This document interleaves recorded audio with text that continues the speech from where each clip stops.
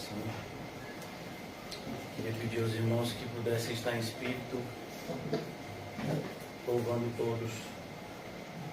A Bíblia diz que aquele que tem fôlego, louve ao Senhor.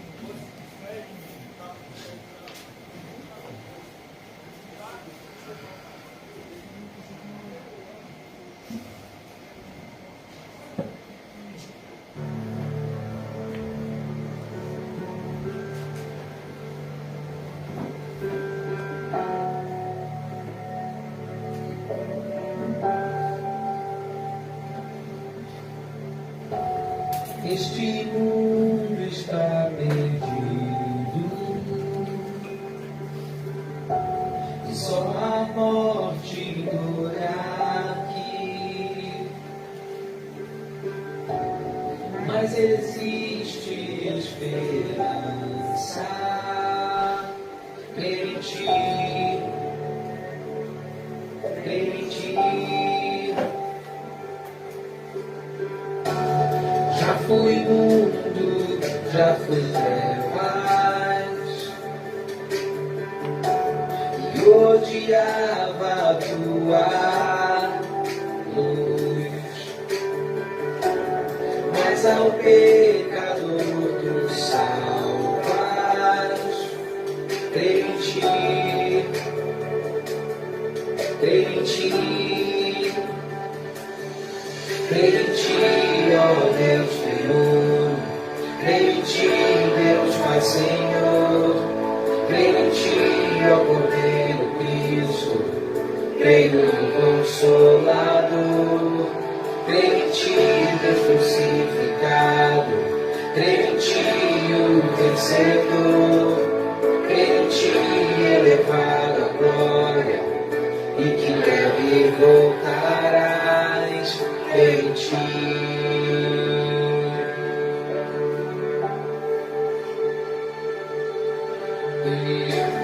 Nossa fé mais firmes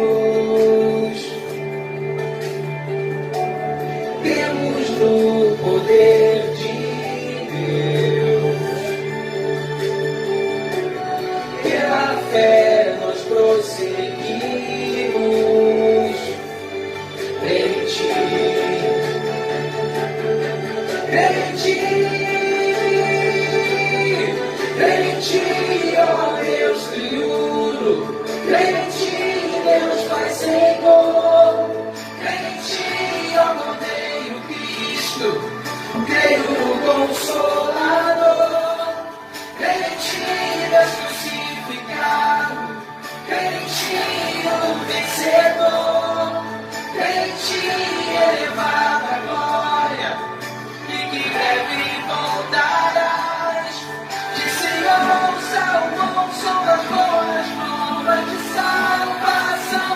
Para o que crê, cante a igreja então, pro novo viver em ti. Crê em ti, e o poder de Deus se mostrará. Seu Espírito transformará pecadores em filhos de Deus. Crê em ti, ó Deus triuno. Crê em ti, Deus Pai Senhor.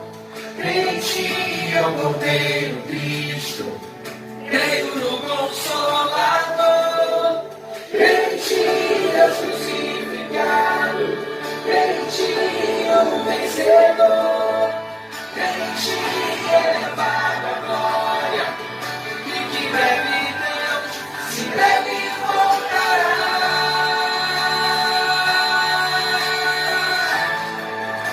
Se breve voltarás. Crê em ti, crê em ti.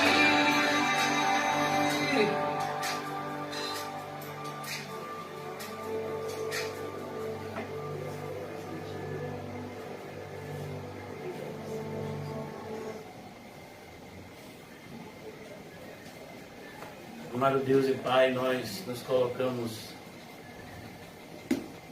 mais uma vez na Tua santa e maravilhosa presença,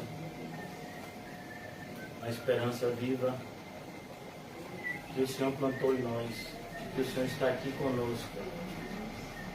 Não somente vive dentro de nós, mas se manifesta de maneira toda especial quando o seu povo se reúne a te buscar. Que o Senhor se permita ser achado, Senhor, nessa manhã. Eu oro para que haja renovo, Senhor, para que haja restauração, para que haja salvação e santificação, Senhor. Eu oro em favor dos enfermos, especial, sempre temos apresentado a vida de nossa amada irmã Osana, da irmã Maria. Que o Senhor possa, segundo a tua boa vontade, Senhor, estabelecer a saúde de ambas. Ajuda-nos, Senhor, a confirmar a uma fé, a fé que de uma vez por todas nos foi dada, Senhor.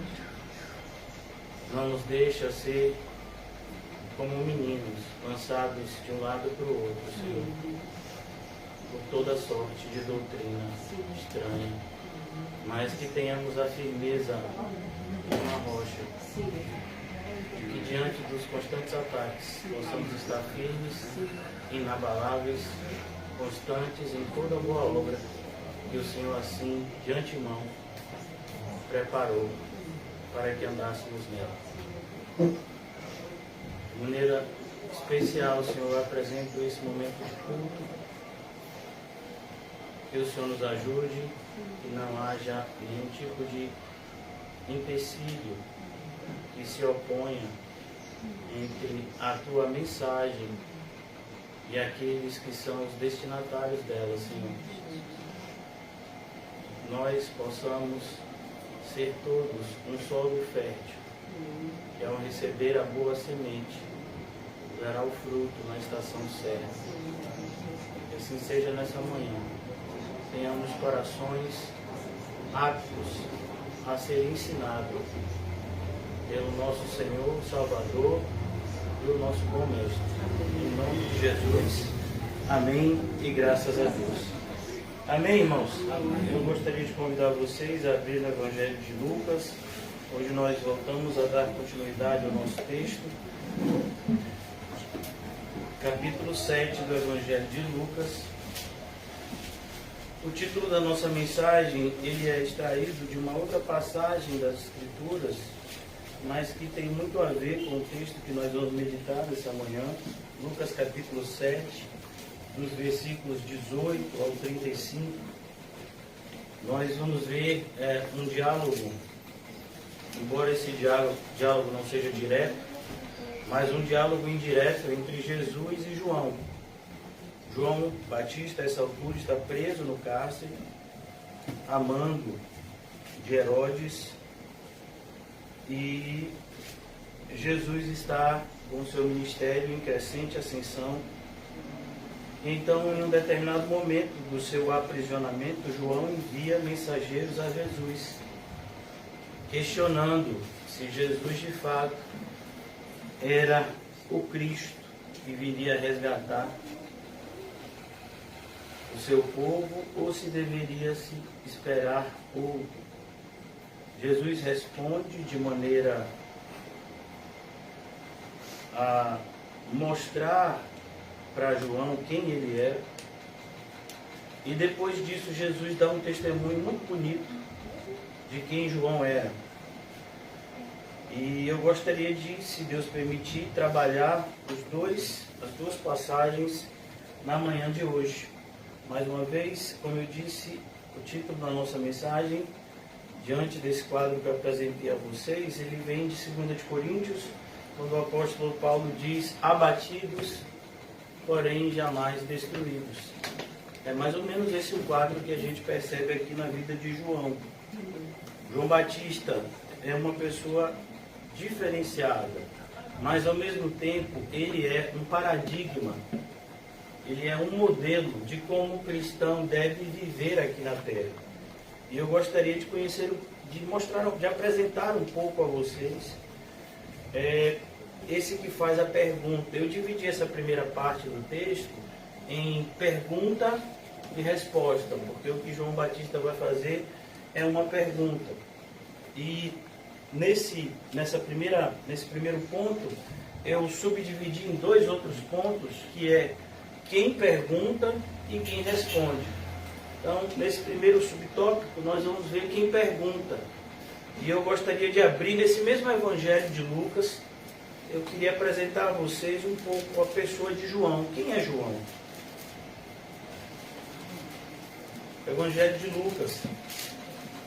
João, irmãos, ele teve, assim como Jesus, o seu nascimento anunciado com antecedência. Um anjo apareceu ao seu pai, que era sacerdote, apareceu ao seu pai no templo e anunciou o seu nascimento. O nascimento de João, ele foi um nascimento miraculoso também, uma vez que os seus pais já eram idosos e também não podiam ter filhos. E então Zacarias, pai de João, ele está agora na sua vez de apresentar oferta ao Senhor, e ele vai até o templo cumprir o seu ofício de sacerdote. E é justamente quando aparece o anjo, o mesmo anjo que aparece a Maria, alguns meses depois, ele aparece a João e ele avisa a Zacarias que João Batista iria nascer. E olhe como acontece isso. Logo no capítulo 1 do Evangelho de Lucas, diz assim, versículo 8: ora, aconteceu que exercendo ele diante de Deus o sacerdócio, ele aqui é Zacarias, o pai de João. Na ordem do seu turno, coube-lhe por sorte, segundo o costume sacerdotal, entrar no santuário do Senhor para queimar incenso. Todos vocês sabem que o incenso, ele é um símbolo das orações que sobem aos céus e que chegam no trono do Senhor. E então, quando ele entra no templo, a multidão do povo permanecia do lado de fora orando, e eis que lhe apareceu um anjo do Senhor em pé à direita do altar do incenso, e vendo, Zacarias turbou-se, apoderou-se o temor e disse-lhe, porém, o anjo: Zacarias, não temas, porque a tua oração foi ouvida. E é muito bonito isso, porque na hora em que as orações são feitas, todo o povo estava orando do lado de fora. Esse sacrifício, essa oferta que era apresentada, era uma oferta que estimulava o povo à prática da oração, e a resposta do anjo vem nessa mesma direção. A sua oração foi ouvida. Isabel, a tua mulher, te dará à luz a um filho, a quem dará o nome de João. Então a mensagem ela é completa. Ela diz que Isabel vai ficar grávida e já diz também o nome do mensageiro. E o nome de João tem tudo a ver com o ministério que ele viria desempenhar anos mais tarde, já na sua fase adulta. Em ti haverá prazer e alegria, muitos se regozijarão com o seu nascimento, pois ele será grande diante do Senhor. Ele será grande diante do Senhor. Nós vamos ver, 30 anos depois, o próprio Jesus afirmando dessa profecia que se cumpriu na pessoa de João.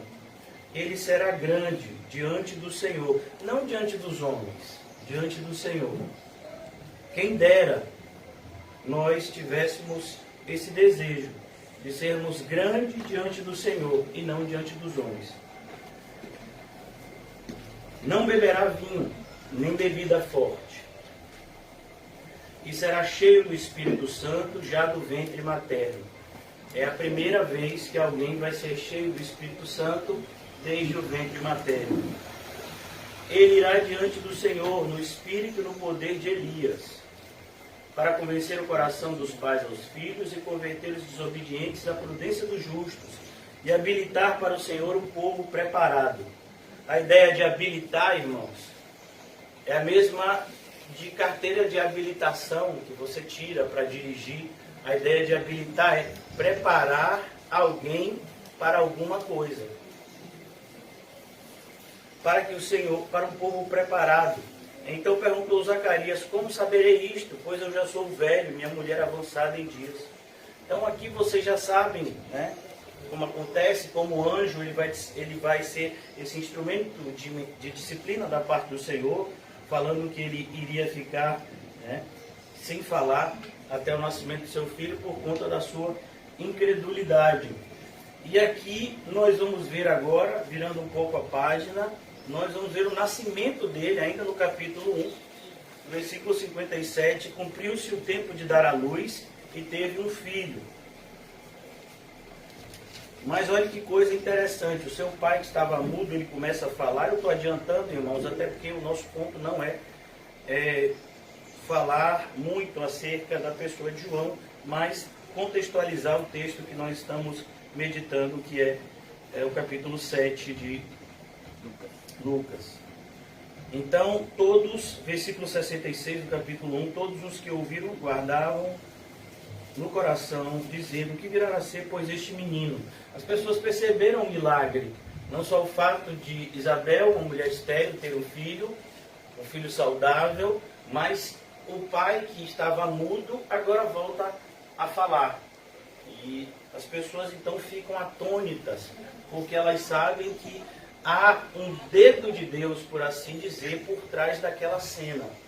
E a pergunta é: o que virá a ser este menino? Quem é este menino? Que há tantos sinais, há tantas evidências de que Deus tem se manifestado na vida dele. E a mão do Senhor estava com ele. E então seu pai Zacarias, ele vai, a semelhança do que nós vemos no livro de Salmos, uma das formas de glorificar a Deus era justamente por meio dos cânticos. E Zacarias aqui, ele vai fazer isso. Ele vai cantar. Zacarias, seu pai, cheio do Espírito Santo. Perceba que essa adjetivação é extremamente importante. Ele não faz isso de si mesmo, mas ele faz isso cheio do Espírito Santo. Profetizou dizendo. Então, não é um cântico comum. É uma profecia em forma de música. Bendito seja o Senhor, Deus de Israel, porque visitou e redimiu o seu povo. O Espírito Santo, por meio de Zacarias, já está demonstrando a ligação que existe entre a missão de João, aquele bebê, porque aqui João é um bebê recém-nascido, mas a ligação de João entre João e aquele que viria alguns meses depois dele, o seu primo Jesus, nosso Senhor. Bendito seja o Senhor, Deus de Israel, porque visitou e redimiu o seu povo e nos suscitou plena e poderosa salvação. Plena é uma salvação completa. Na casa de Davi, seu servo, como prometera desde a antiguidade por boca dos seus santos profetas. Perceba que aqui Zacarias está apontando para Jesus, não para João. Casa de Davi fala de Jesus. João Batista não fazia parte da casa de Davi. Ele necessariamente precisava ser da tribo de Levi. Seu pai era sacerdote. Para nos libertar dos nossos inimigos e das mãos dos que nos odeiam. Para usar de misericórdia com os nossos pais e lembrar-se da sua aliança. O juramento que fez Abraão, nosso pai, conceder-nos que, livres das mãos dos inimigos, o adorássemos sem temor. Perceba que a ideia de inimigo aqui, irmãos, não é uma ideia física. Nós já começamos a ouvir aqui no Novo Testamento a ideia do inimigo que tem o seu exército e que trabalha contra o povo de Deus, que no Novo Testamento aparece com um nome, igreja. Então, toda vez que você ouve a palavra igreja, no Novo Testamento você deve ligar automaticamente a povo de Deus. E contra esse povo de Deus sempre haverá inimigos que tentarão destruí-los. Para usar de misericórdia. Versículo 73. E do juramento que fez Abraão. Versículo 74. Conceder-nos que, livres das mãos dos inimigos, o adorássemos sem temor, em santidade e justiça perante ele. Então devemos nos apresentar diante do Senhor em santidade e justiça todos os nossos dias. Tu, menino, serás chamado profeta do Altíssimo. Aqui que eu gostaria que vocês prestassem atenção, João é um profeta, ele é o último profeta. Ele é um profeta que aparece depois de 400 anos de silêncio. Porque precederás o Senhor, preparando-lhe os caminhos, para dar a seu povo conhecimento da salvação, Qual é o propósito de toda profecia, de todo pregador, de toda mensagem da igreja? Dar ao povo conhecimento da salvação. Então, nosso propósito não é prometer cura, não é prometer uma melhora de vida, mas é falar do plano de salvação de Deus, que não somente traz o conhecimento, mas também traz a efetivação ou o cumprimento desse plano de maneira prática na vida daqueles que creem. No redimido dos seus pecados, graças à entranhável misericórdia de nosso Deus, pela qual nos visitará o sol nascente das alturas, para alumiar os que jazem nas trevas e na sombra da morte, dirigir os nossos pés pelo caminho da paz. Esse era o propósito de João. E aqui no versículo 80, Lucas, então, ele diz: o menino crescia e se fortalecia em espírito. E aqui eu preciso abrir um parêntese e falar das nossas crianças, dos nossos adolescentes. Será que é isso que tem acontecido com eles? Será que eles têm crescido e se fortalecido em espírito? Ou a influência do mundo tem sido algo mais poderoso na vida deles? Então devemos, como pais que somos, mães, responsáveis por aqueles que ainda não podem responsabilizar-se por si mesmo, precisamos influenciá-los nesse caminho de crescimento e fortalecimento espiritual. Infelizmente, a maioria dos pais e mães preocupam-se muito mais com a saúde física dos filhos do que com a saúde espiritual. É uma tristeza isso. E viveu nos desertos. Olha que coisa linda. Ele viveu nos desertos. Morreu. Estava traumatizado. Teve algum tipo de trauma. Sequela.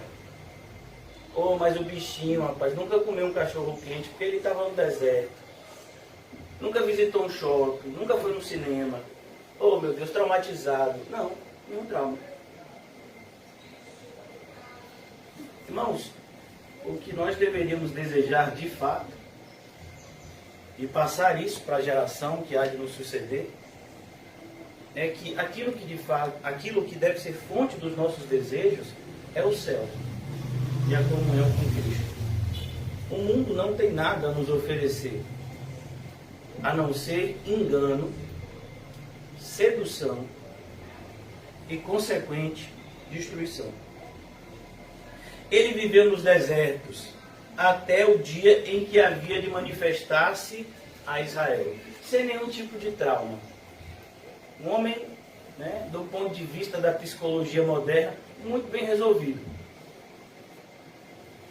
Mas é triste quando nós vemos a realidade daqueles que se professam crentes, que são completamente influenciados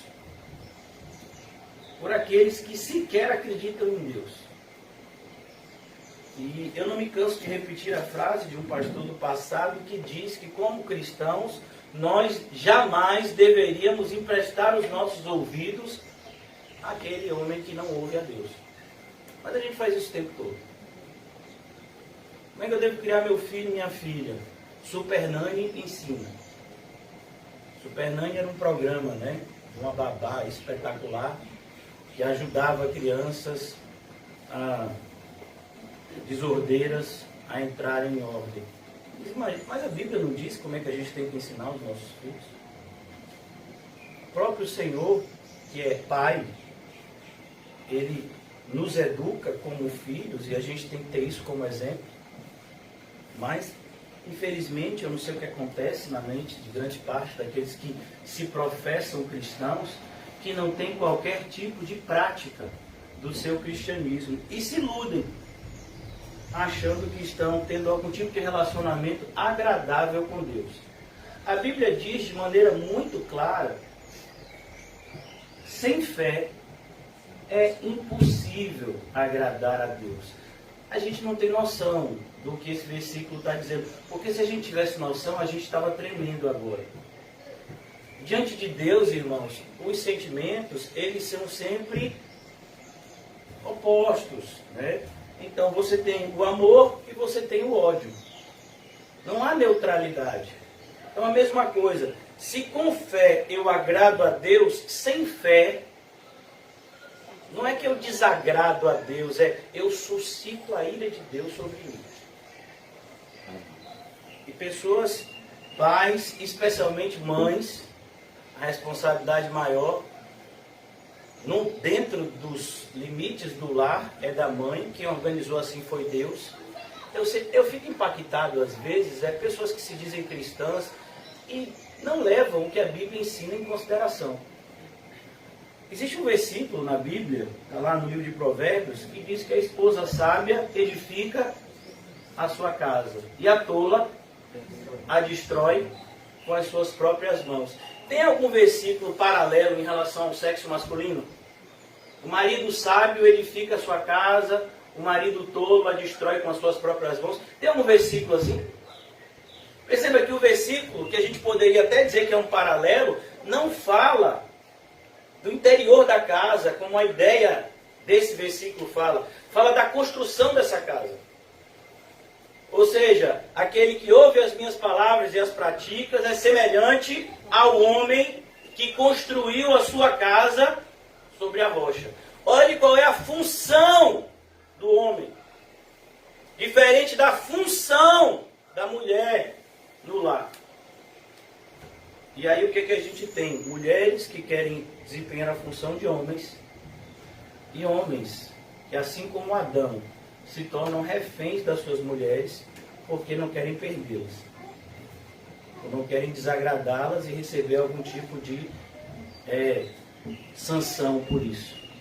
Porque existem mulheres perversas. O meu marido não faz o que eu quero, então também não vou fazer o almoço. Então também não faço mais isso, se ele quiser ele que lave as roupas dele, ele que faça isso, ele que faça aquilo. Estou dando um exemplo comum, né? Qualquer.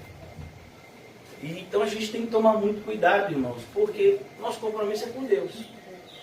Quem obedece é abençoado. Quem não obedece é amaldiçoado. É matemática pura e simples.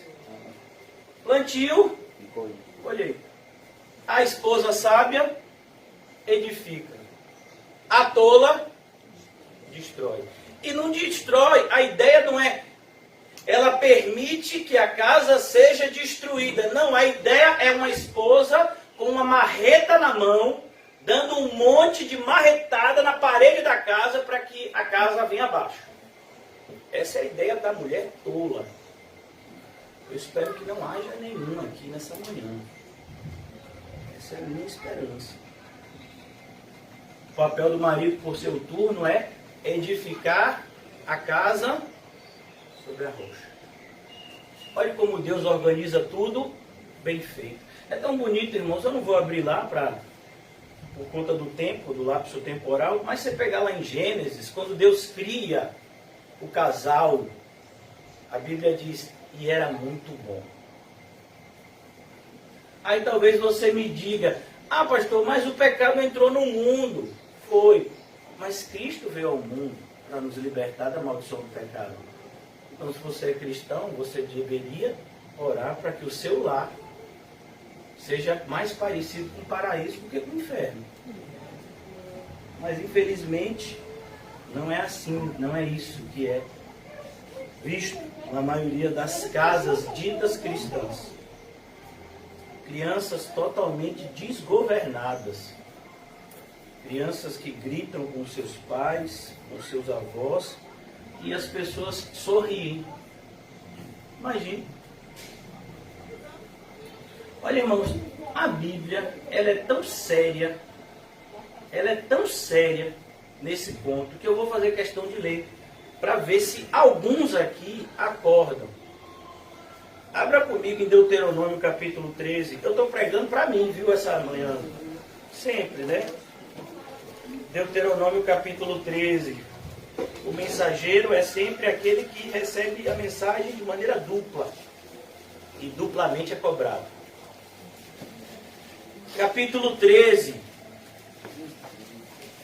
Aqui está falando contra os falsos profetas e os idólatras. Se esses falsos profetas e idólatras fossem no passado aqui, né? parentes nossos, o que é que a gente deveria fazer? Esconder eles para que eles não fossem pegos? Não, meu filho, é a gente que tem que levar. Imagine, o pai. E não é levar para ser corrigido, não. É levar para ser morto. Assustador. Assustador como Deus leva a sério a sua santidade. Talvez você não leve a sério a santidade de Deus.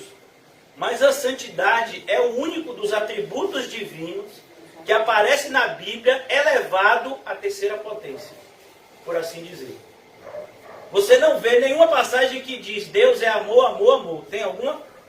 Deus é justiça, justiça, justiça. Mas diz Deus é santo, santo, santo. Isaías 6. Acharam Deuteronômio 13? Amém.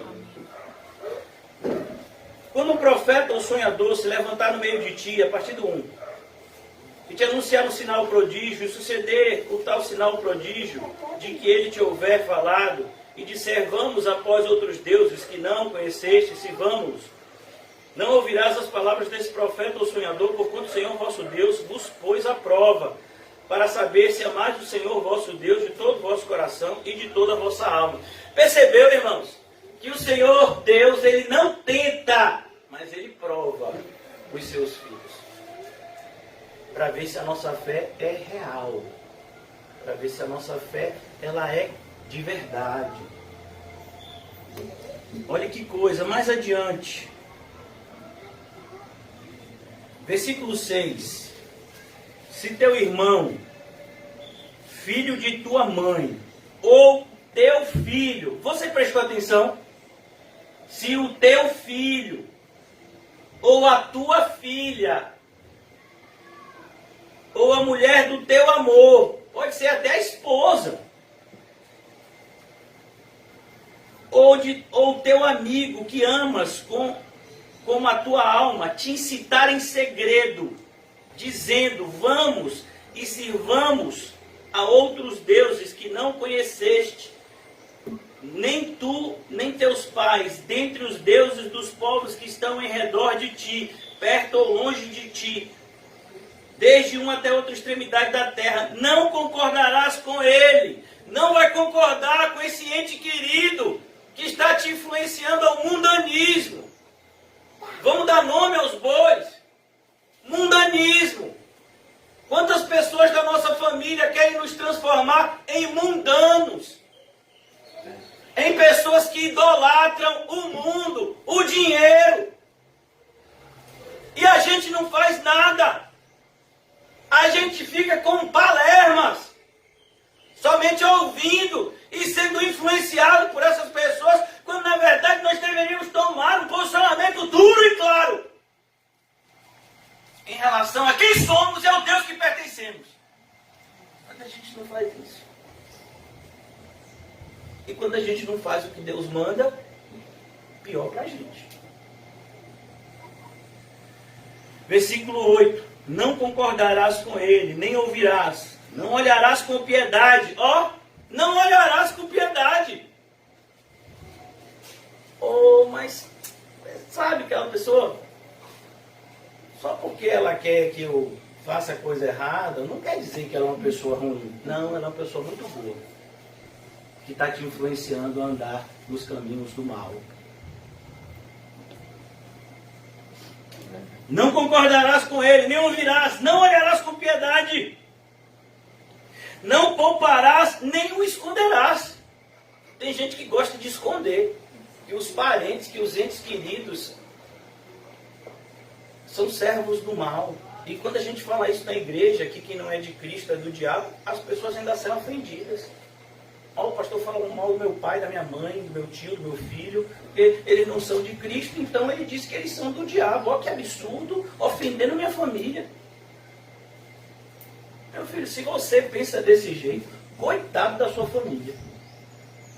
Porque se você que deveria ser luz, age como se você fosse trevas, quão densas trevas está a sua casa. Mas olha a continuação. Você não vai esconder essa pessoa, mas certamente, Não, aí não. Não pode. Tem alguma coisa errada, a gente tem que ver as traduções, original. A tua mão será a primeira contra ele. A tua mão será a primeira. Qual é a ideia do texto? É você mostrar que você ama mais a Deus do que a qualquer outra pessoa. Esse princípio não é o mesmo ensinado em Lucas 14? Aquele que ama o seu pai, sua mãe, seus filhos e filhas, irmãos e irmãs, mulher e a sua própria vida mais do que a mim. Então percebemos, isso não é um princípio ensinado no Antigo Testamento, onde tem um Deus que é, sabe, perverso. E não, o Novo Testamento tem um Deus que é tranquilo. Jesus ensina o mesmo princípio. A tua mão será a primeira contra ele, para o matar, e depois a mão do povo, apedrejá-lo-ás, até que morra. Pois te procurou apartar do Senhor teu Deus, que te tirou da terra do Egito, da casa da servidão. E todo Israel ouvirá e temerá, e não se tornará a praticar a maldade como esta no meio de ti. A ideia aqui não é assassinar os nossos filhos, irmãos, e entes queridos, mas é mostrar a eles que há uma separação entre nós e eles. Você não pode assassinar uma pessoa que já está morta. Então o que a Bíblia nos ensina no Novo Testamento é esses nossos entes queridos que agem da forma como foi dito aqui em Deuteronômio 13, eles já estão mortos em delitos e pecados. Eles estão mortos. Você pode até se iludir achando que eles estão vivos. Não, eles estão mortos, eles estão indo para o inferno. E é isso mesmo.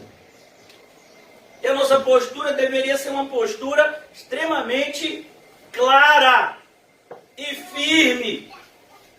Mas é nesse momento que a gente vê um monte de gente flexível. Pessoas que às vezes são tão duras quando está falando dos outros, mas quando está falando de si mesmo, da sua própria família, parece uma manteiga. Voltando agora, irmãos, para o nosso texto de origem. Lucas 7. Todas essas coisas foram referidas a João pelos seus discípulos. Olha que coisa. João é aquele que faz a pergunta. Nós já estudamos o que foi que aconteceu. Primeiro, a cura do servo do centurião. E depois, a ressurreição do filho da viúva de Naim. E aí, então, Lucas, na sua narrativa, ele diz: todas estas coisas foram referidas a João. A ideia de prisão é, existia uma espécie, de prédio, João estava preso, mas existia também uma grade com barras de ferro, onde muitas vezes os discípulos de João podiam levar para ele alimento, mantimento, e podiam se comunicar com ele. Não sei se vocês já viram filmes que demonstram esse tipo de coisa. Era comum naquela época prisões nesse modelo. E então, esses discípulos de João, que tinham o costume de visitá-lo na prisão, eles dizem o que está acontecendo. Olha, João, aquele que o Senhor batizou, que o Senhor disse que é o Filho de Deus, que é o Cordeiro de Deus, que tira o pecado do mundo, aquele que teve uma época que a gente falou que ele estava batizando também, mais pessoas estavam indo até ele do que vindo até nós, isso antes de João ser preso. Agora, a fama de Jesus está crescendo, os discípulos de João vão até João e dizem, a fama dele está crescendo. E ele está fazendo um monte de coisa. Mas não tem negócio de juízo, não. Ele não matou ninguém até agora, muito pelo contrário, ele ressuscitou um morto.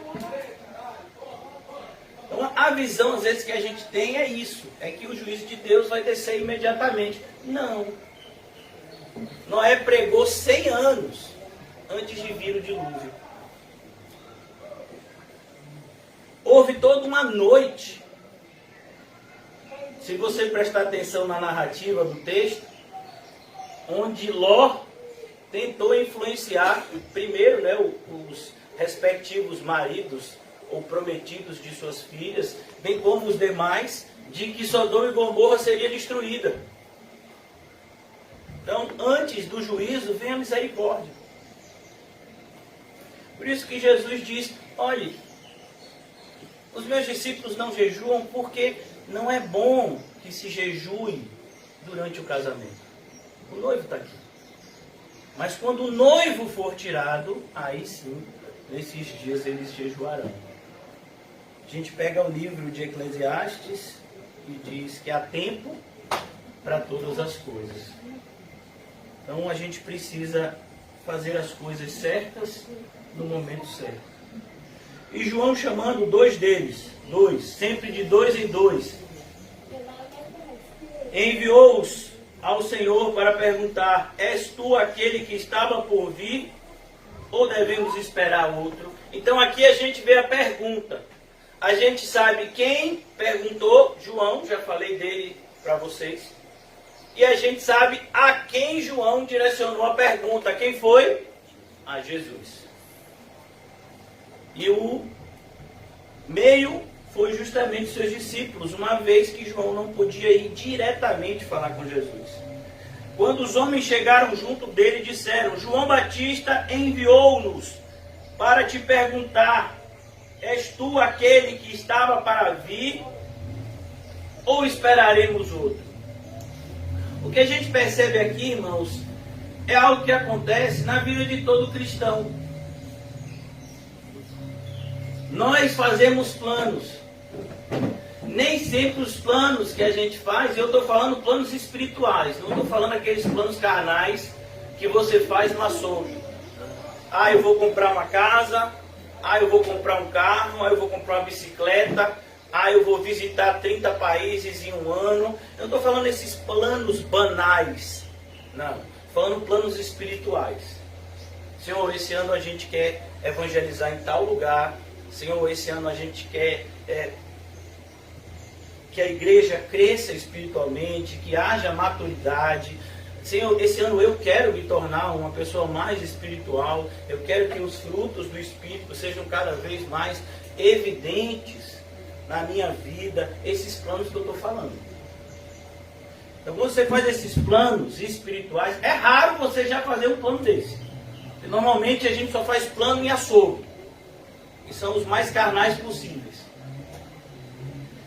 Mas quando você faz um plano espiritual, nem sempre acontece como a gente planeja.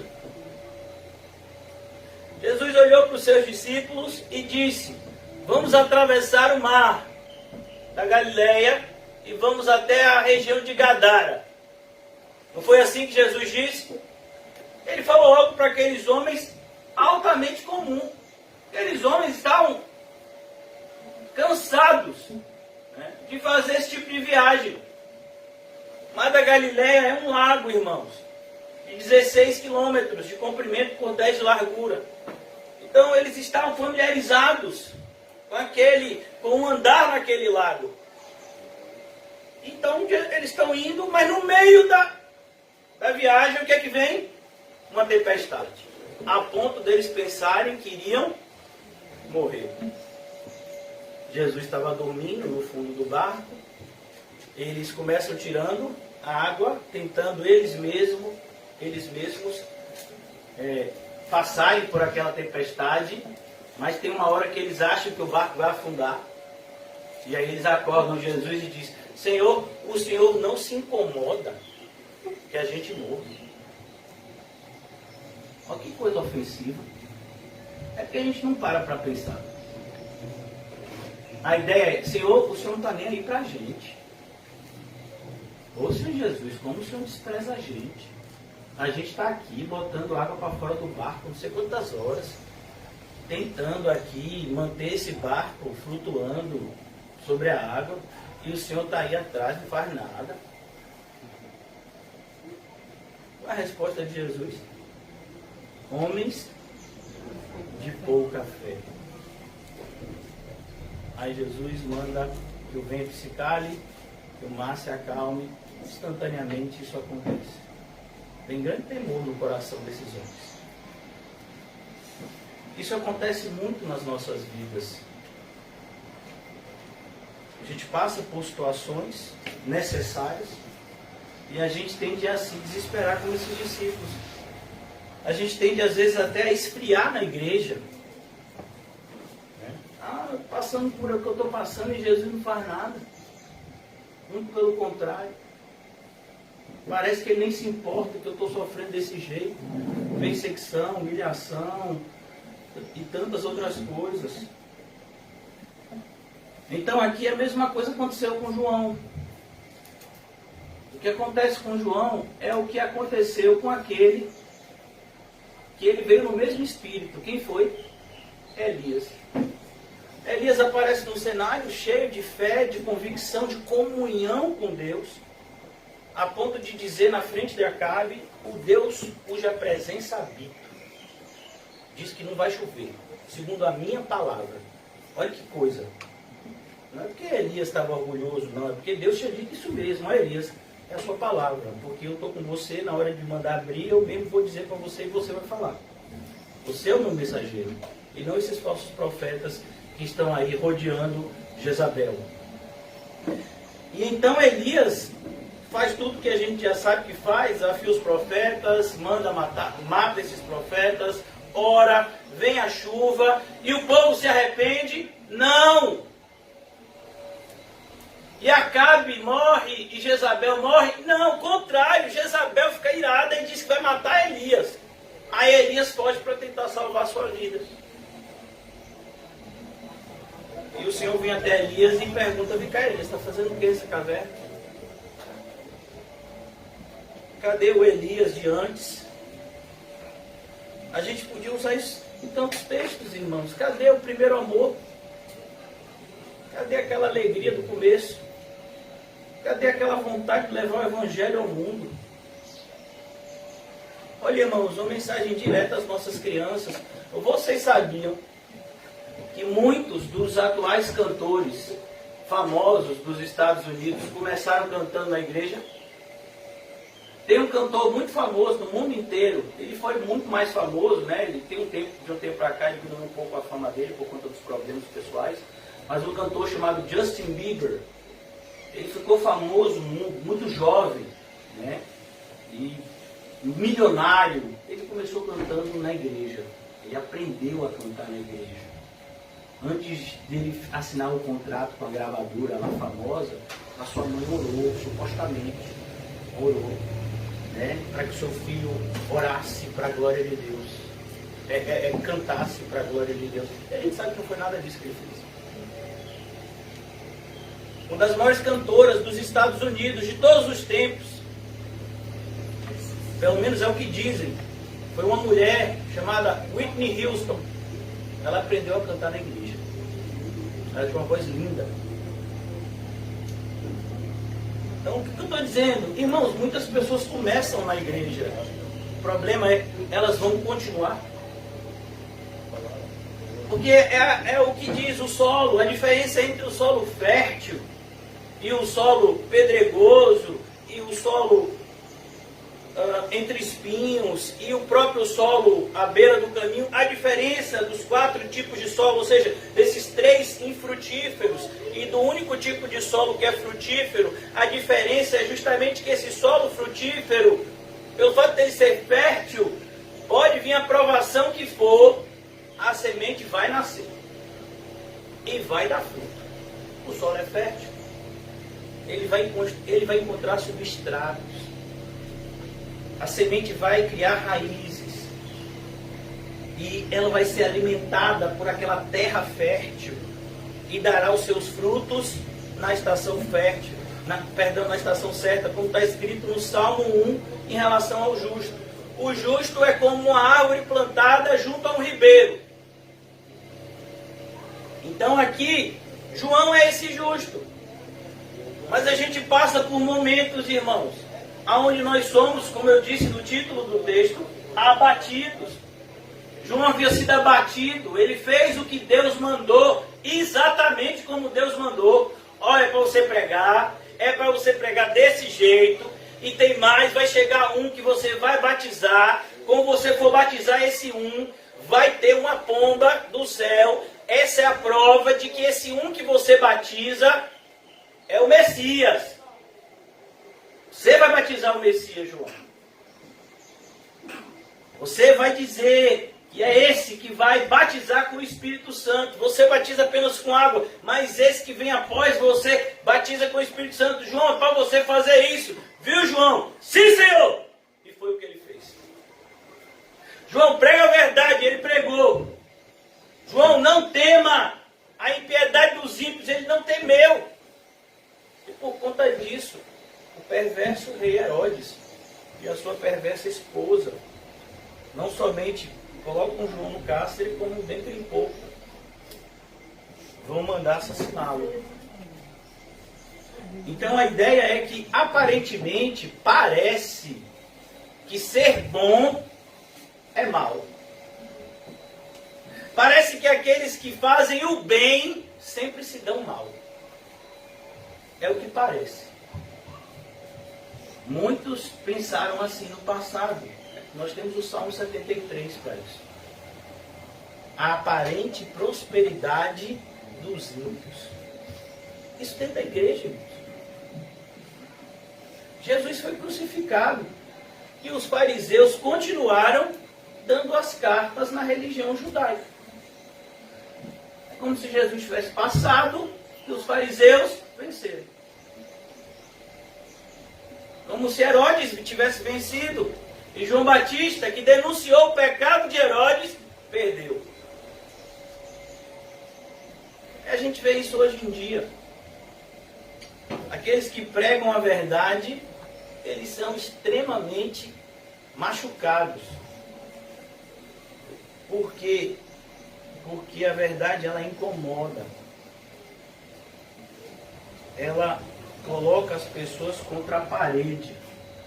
E aqueles que se sentem colocados contra a parede se tornam pessoas extremamente violentas, mesmo que não tenham essa índole. Porque eles se sentem contra a parede. E é isso que a verdade faz, é isso que o pregador que tem compromisso com Cristo faz. João fazia assim. E ele estava passando por um momento de dúvida. Porque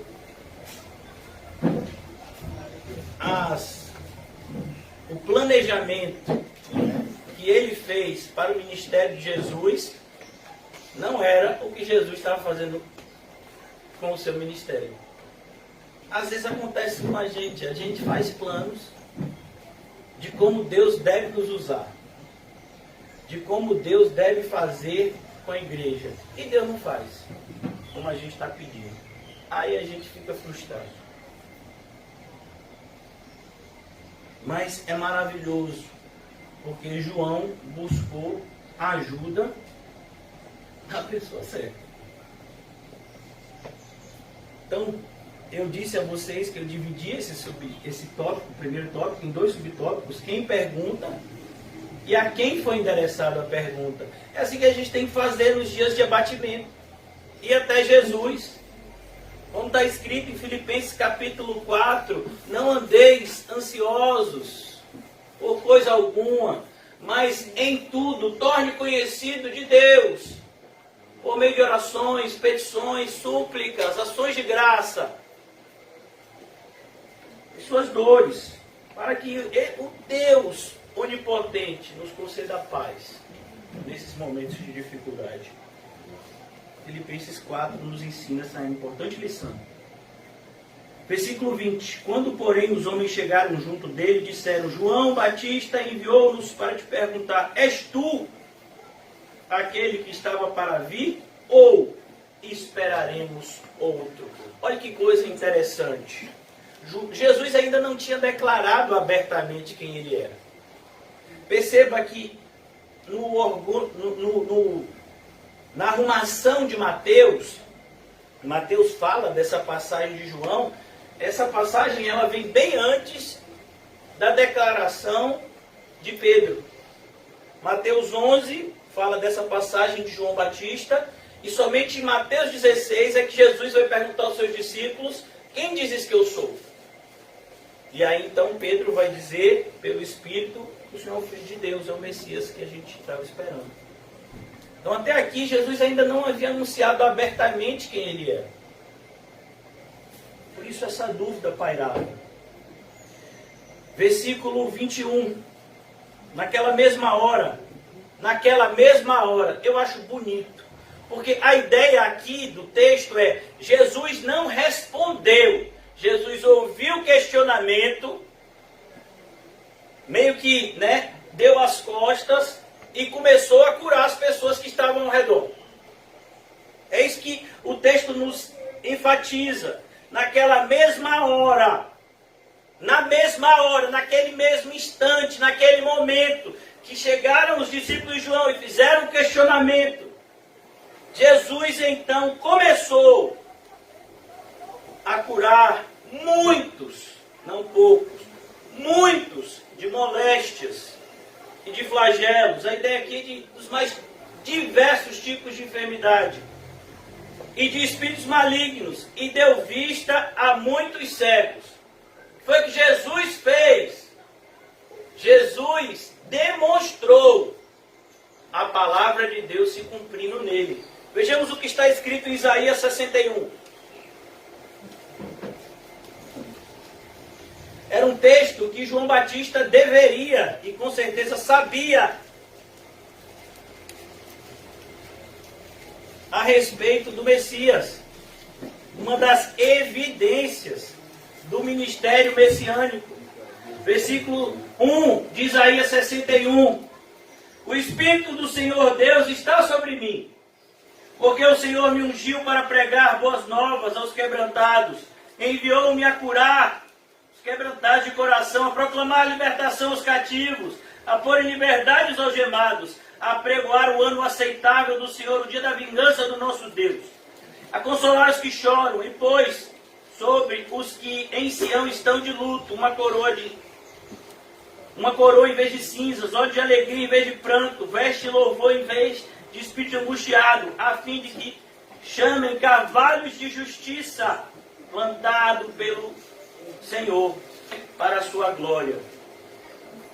Esse é o ministério. Curar. João, então, agora, ele vê a profecia e o cumprimento dela, perdão. É isso que a gente deveria ver quando a gente lê a Bíblia. Você sabia que a Bíblia está se cumprindo em sua vida? Eu vou demonstrar aqui, irmãos, de maneira muito direta, uma passagem que está falando de você. Pastor, mas como é que o senhor sabe que essa passagem está falando de mim? Você vai ver. Mateus 25. Vamos lá, rapidinho?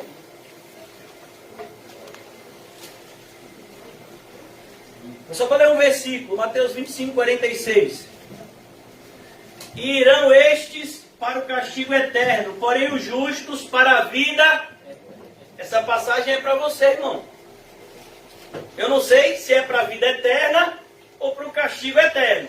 Aí é você e Deus. Os frutos que você tem produzido dizem que você está indo para onde? Mas essa passagem fala de todo mundo. Então você deveria ler essa passagem e ver o cumprimento dessa passagem na sua vida. A Bíblia é sobre nós, irmãos. Claro que a Bíblia é sobre Cristo. Cristo é o centro da Bíblia. Mas a Bíblia é Deus falando com o seu povo. É um diálogo entre Deus e o seu povo. Eu acho bonito, irmãos. Quem aqui já leu o livro de Salmos? Quem aqui só leu o livro de Salmos? Alguns. Uma vez eu conversei com um cristão, cantei para ele. Você lê a Bíblia, eu leio os Salmos. Uma das coisas lindas é que grande parte dos Salmos dele foram escritos por Davi. E uma das coisas lindas desses Salmos de escrito de Davi é que em muitos Salmos Davi está falando de Deus. Mas na maioria dos Salmos Davi está falando com Deus. Muitos dos Salmos que Davi escreveu é um diálogo entre ele e Deus. A gente tem esse relacionamento, irmão? Não, a gente não tem. Porque as coisas do mundo sufocam. e faz com que o nosso relacionamento com Deus fique infrutífero. Então ele diz, versículo agora, voltando para o nosso texto, naquela mesma hora, versículo 21, curou Jesus muitos de moléstia, de flagelos, de espíritos malignos, e deu vista a muitos cegos. Jesus agiu como era esperado que o Messias agisse. Perceba, João fez algum sinal desse? Nenhum. Não foi o chamado dele. O chamado de João era apontar para Jesus. Tanto que depois as pessoas vão dizer a respeito de João. De fato, João não fez nenhum sinal, mas tudo que ele falou acerca deste era verdade. Esse é o nosso papel, irmãos. Apontar para Cristo. Não somente apontar para Cristo como Salvador, mas apresentar a Cristo como Senhor. Naquela mesma hora curou Jesus muitos. Versículo 22. Então Jesus lhe respondeu: ide e anunciai a João. Ide. Qual é a outra vez que você vê esse verbo ide? No final de Mateus. Ide por todo o mundo e anunciai a João? Não, a toda criatura. O que? O Evangelho. A gente tem feito isso? Os discípulos de João fizeram. Então Jesus respondeu: ide e anunciai a João o que vistes e ouvistes. Olha que coisa linda, irmãos. A ideia aqui é, esses homens, eles passaram alguns momentos com Jesus. E o que Jesus estava dizendo a esses homens era: diga a João a respeito de mim, o que vocês viram e ouviram nesse espaço de tempo que vocês passaram ao meu lado. Isso é testemunhar de Cristo. Mas se eu não tenho nenhuma experiência com Cristo, se eu não tenho nenhuma intimidade com a palavra de Deus, eu vou testemunhar de quê? Das bobagens que as igrejas evangélicas fazem hoje. Eu tinha isso, eu tinha aquilo, aconteceu isso. Está sabendo da Bíblia, irmão. O que é que da Bíblia está se cumprindo na sua vida? Então ele diz aqui: ide anunciai a João o que vistes e ouvistes. Os cegos veem. Os cegos veem. É o que acontece na igreja. A pessoa chega na igreja cega, achando que ela é boa, achando que tem um monte de gente do lado de fora que é ruim, achando que Deus ama o que ela faz e a vida que ela vive. Aí quando ela chega na igreja, que pega um pastor, que prega a verdade, ela descobre: eu sou o pior pecador. E só tem um caminho de salvação. Isso é uma pessoa que era cega e agora ela vê. Infelizmente muitos estão dentro da igreja cegos, porque ainda não têm dado ouvidos ao Espírito.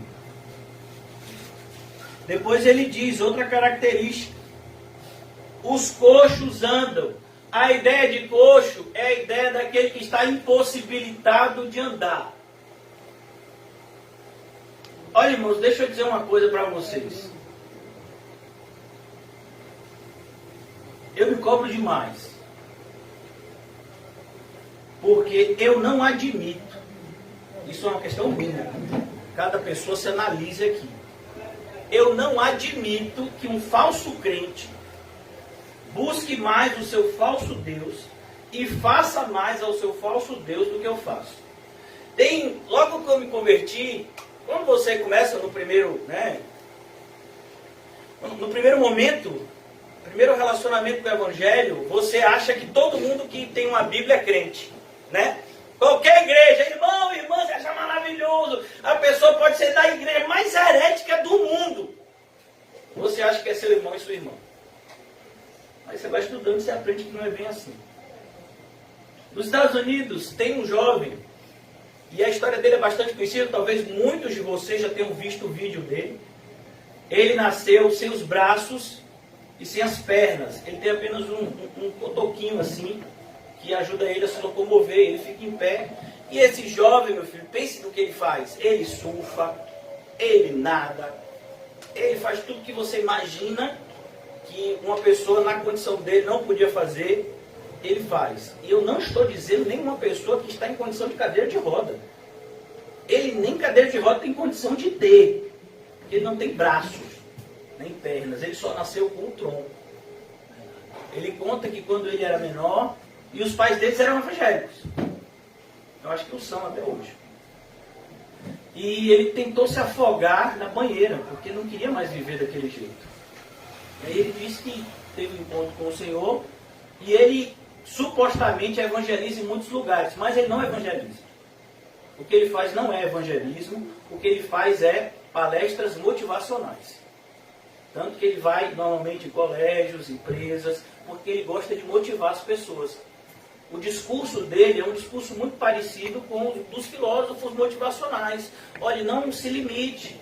Você pode fazer muito mais do que você pensa que você pode. Isso é um discurso que a gente ouve no mundo. Tem nada a ver com o evangelho. E ele acha que ele está evangelizando, e ele conta que evangelizou não sei quantos países ao redor do mundo, e tem vários vídeos desse jovem na internet. Eu nem sei o nome dele. Né? Nick é alguma coisa, né? Mas assim, não vai edificar em nada a vida de alguém. Mas assim, na minha vida, o que isso traz é o seguinte: se essa pessoa que não tem braço, não tem perna, e ainda nem conhece e vive o evangelho, consegue fazer isso tudo, imagine eu. Estou todo estrupiado, cheio de enfermidade, mas ainda tenho braço, tenho perna.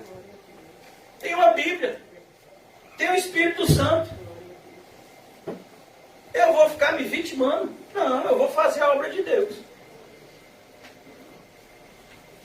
A ideia é justamente essa, irmãos. O que é que tem feito você pensar que você é um coxo?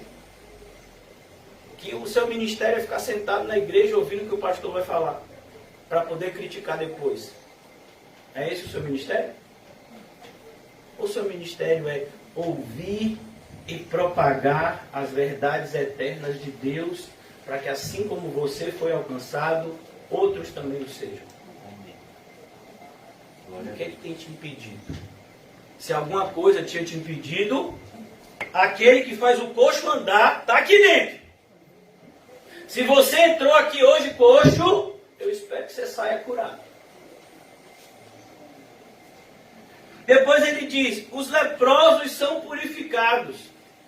Esse é o sentimento que todo cristão tem que ter à medida que ele se aproxima de Cristo. Cristo, eu sou impuro. Perceba que a palavra impuro era a palavra usada para quem tinha lepra. Quando uma pessoa tinha lepra, não se dizia que ele estava enfermo, se dizia que ele estava impuro. E olha que coisa interessante. Quem aqui já leu Isaías, capítulo 6? Quando Isaías tem um diálogo com Deus, ele diz: ai de mim, que sou um homem de impuros lábios, e moro no meio de pessoas impuras. E eu vi o Senhor, que é santo, santo, santo. A palavra ai de mim significa, Isaías disse, eu estou amaldiçoado. Se você perguntasse para Paulo, qual é o maior pecador que você conhece? O apóstolo Paulo. Sou eu. Ô Paulo, pensei que você ia dizer Demas, eu pensei que você ia dizer Alexandre o Latoeiro, pensei que você ia dizer Judas Iscariotes. Você está dizendo que é você? É, eu sou o maior pecador que eu conheço, porque quem pode falar a respeito do pecado deles, são eles. Eu sei muito a respeito do meu, porque a luz brilhou em mim, e eu pude enxergar as densas trevas que existem em mim. Amém. Então aqui o leproso é purificado. Você vem até o Senhor Jesus como alguém que não tem nenhuma esperança fora dele. É por isso, irmãos, que um cristão verdadeiro, ele pode abandonar o emprego dele na maior tranquilidade. Ah, ele vive daquele emprego, mas Pedro, o Senhor Jesus chamou ele. Segunda-feira, hoje é domingo, né? O Senhor Jesus chamou ele, ele sentiu a testificação do Senhor, de que ele tem que viver para pregar o Evangelho. Segunda-feira de manhã, carta de demissão. A partir de hoje vou trabalhar para Cristo. Ah, mas o patrão não vai entender, mas a família não vai entender. E você deve a obrigação a quem primeiro? É impressionante. Tem uma passagem em Atos que a gente não aplica da maneira correta. A gente restringe ela. A resposta dos apóstolos em relação à ameaça do Sinédrio. Não falem mais de Jesus. E aí Pedro, né, responde: pense vocês mesmos, se a nós compete obedecer antes a Deus ou aos homens. Mas essa aplicação não está falando somente das autoridades, não. Essa aplicação está falando também das pessoas que nos arrudeiam e que muitas vezes não compreendem o chamado de Deus na nossa vida. Porque elas mesmas não foram chamadas ainda. E talvez nunca o sejam. E às vezes a gente fica brincando com a salvação. Normalmente aquele que brinca com a salvação é porque nunca foi salvo. Porque aquele que foi salvo leva a salvação muito a sério, porque ele sabe o que ela custou. Aquele que não conheceu o pecado, Deus o fez pecado para que nele fôssemos feitos justiça de Deus. A gente sabe o que a nossa salvação custou ao nosso Salvador, então a gente leva ela a sério. Os leprosos são purificados, os surdos ouvem. Se tem um problema que ataca a igreja, é o problema da surdez. O pastor pregou isso, eu nem ouvi a hora que ele falou sobre isso. Falou, foi? Por que você acha que no livro do Apocalipse se repete essa frase? Aquele que tem ouvidos, ouça o que o Espírito tem a dizer às igrejas. Não, estou falando aqui há 1 hora. Estou prestando atenção no relógio. E aí? Foi o que eu falei. Eu nem terminei o sermão ainda. E a maioria já esqueceu o que eu falei. Por quê? Porque estava aqui somente de corpo. A mente e o coração estavam longe daqui. Perceba que essa acusação foi dada também ao povo do Antigo Testamento. Vocês me louvam com os lábios, mas o coração está distante de mim. É por isso que a gente precisa ter ouvidos para ouvir, porque senão como é que a gente vai ter fé se a fé vem justamente pelo ouvir e o ouvir a palavra de Deus? Aí você não ouve, aí você não vai ter fé. A sua fé, ela vai, em vez de crescer, ela vai diminuir. Como a Bíblia apresenta a nossa fé como algo que precisa ser constantemente regado. Pelo menos é assim que nos é mostrado em Romanos 10. A fé vem pelo ouvir, e o ouvir da palavra de Deus.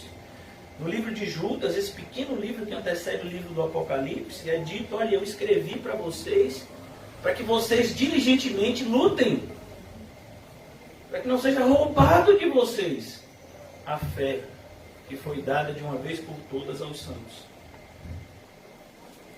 Os surdos ouvem, os mortos são ressuscitados.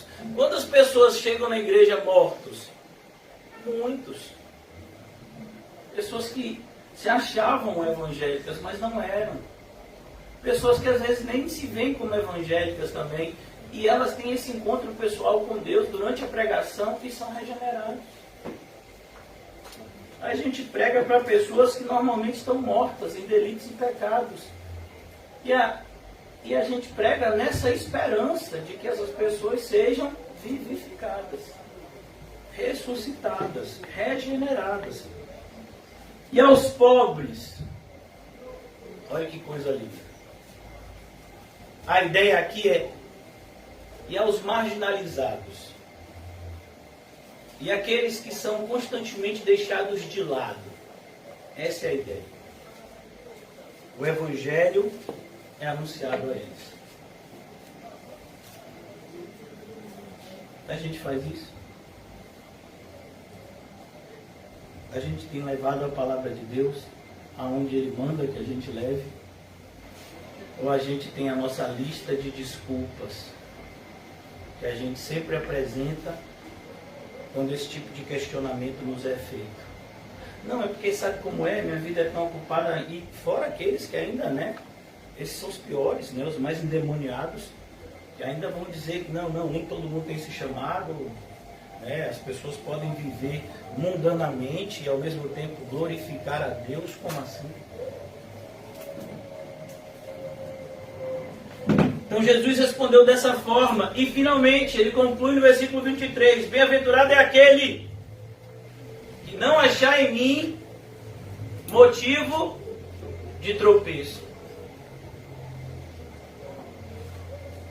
Sabe, irmãos, quantos de nós aqui, isso só vale para aquele que de fato entrou pela porta estreita. Eu vou dizer uma coisa muito dura, não me incomodo, que muitos ficam com raiva. A maioria esmagadora que está aqui hoje, e olha que a igreja é pequena, a maioria de vocês nunca entrou pela porta estreita. Eu estou falando isso para o bem de vocês. Nunca entraram pela porta estreita, e eu espero que entrem. Mas a ideia aqui do texto é para aqueles que, de fato, tem custado algo ser cristão. Esses são os que são tentados pelo diabo para dizer: e aí, vai ficar nessa? Você acha que está valendo a pena?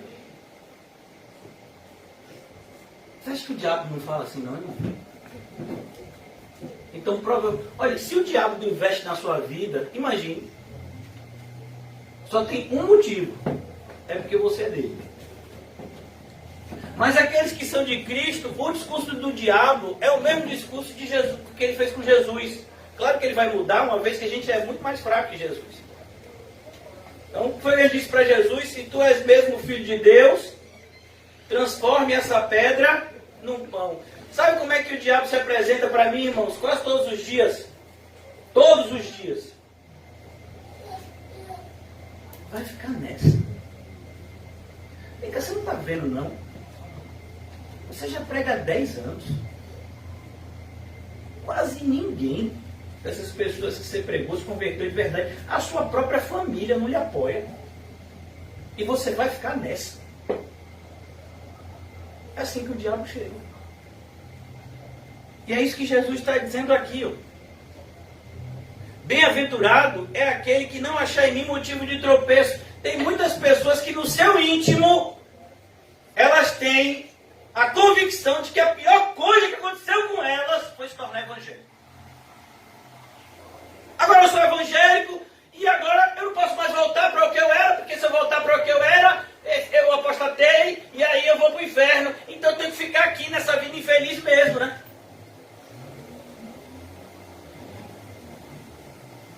Mas, irmão, se você não é feliz com Jesus, você vai fazer o que no céu?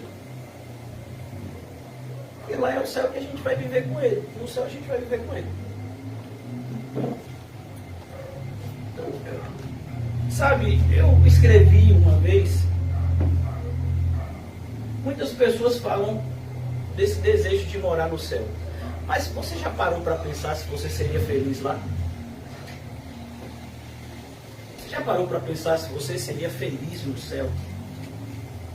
Porque o céu, assim, o céu é para os santos. São aqueles que sofreram aqui, que se desgastaram aqui, por isso têm um descanso lá. O céu é para aqueles que amam Jesus, porque vão usufruir da sua companhia de maneira plena e próxima. Sim, se você não quer nada disso, você quer fazer o que lá? Sabe, irmãos, a maior parte dos evangélicos, tudo que eles querem é um pouco mais de tempo e de dinheiro para usufruírem do mundo. A maioria dos evangélicos é apaixonado pelo mundo. O mundo é legal demais, o mundo tem shopping center. O mundo tem futebol. O mundo é muito legal. O mundo tem videogame, internet. O mundo é bacana demais, irmão. Eu vou fazer o que no céu, o mundo é mais legal. Tudo bem, quando o Senhor quiser Jesus, quando o Senhor Jesus quiser me levar para o céu, Ele me leva. Mas eu quero aproveitar o mundo. Você acha mesmo que o Senhor Jesus vai levar para o céu? Com esse coração? Pois é, a maioria dos evangélicos acha. Não vos enganeis. As más companhias. Vamos falar das más companhias, que são esses evangélicos, esses falsos evangélicos, que vivem proliferando essa ideia que não é deles, mas é do pai deles, o diabo, de que você pode ter o mundo e pode ter o céu e que vai ficar tudo legal. Jesus diz aqui de maneira muito clara: bem-aventurado, feliz é aquele que não acha em mim motivo de tropeço. Era o que ele tinha dito a João. João colocou toda a mensagem aqui, é para ser dada a quem? A João. Por quê? Porque desde que Jesus apareceu, a vida de João piorou, porque João era o cara. João vinha pessoas de todas as regiões para serem batizados por João. As pessoas queriam ouvir João. O próprio Herodes queria ouvir João. A Bíblia diz que Herodes gostava de ouvir o que João falava. E aí aparece Jesus no cenário. Antes só quem batizava era quem? João e os seus discípulos. Agora Jesus também está batizando. Se bem que Jesus não batizava, quem batizava eram os seus discípulos.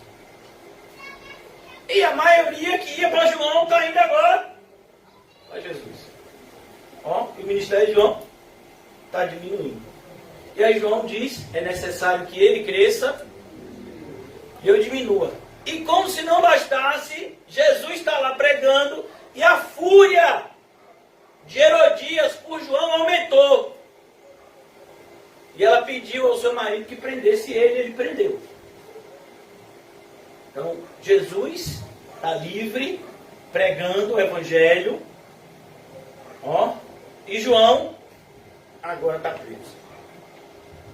Aí, ó, rapaz, depois que eu conheci esse Jesus, minha vida piorou demais.